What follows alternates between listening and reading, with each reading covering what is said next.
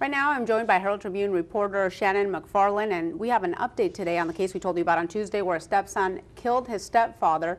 And, you know, Shannon, one of the big things out of this has to do with Florida stand your ground, at least what was decided in court today. Can you tell us more about that? Yeah, well, a lot of the case centered around a knife. The stepson, Charles Dailey, who's called Dorian by his family, he shot his stepfather 14 times, and he claims that his stepfather was holding a knife at the time. Sure. And prosecutors are saying that he didn't mention the knife until a later statement to law enforcement. He didn't tell the 911 operator about the knife. He didn't tell another witness at the scene about the knife.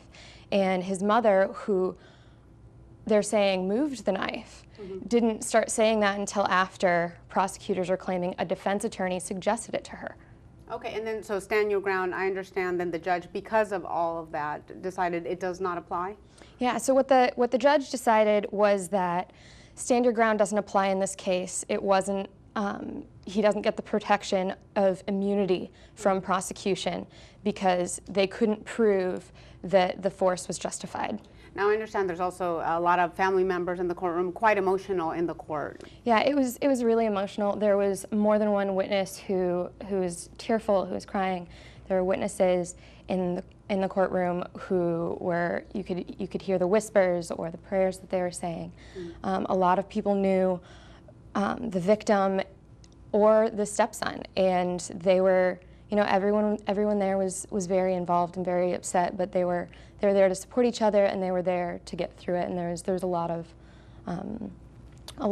very family and friend involvement. Okay, and then in terms of what happens next, because of what the judge decided, what happens next? So what happens next now is they'll go to trial. The stand your ground can avoid a trial if it's granted, but in this case it was denied, and so they're going to start bringing in new witnesses and evidence and presenting what they've already presented on November 5th. Okay. All right. Thanks very much. Okay. Shannon McFarland with the Herald Tribune. Of course, you can catch any updates about this story in the paper or at heraldtribune.com. We'll also have updates here at SNN Local News.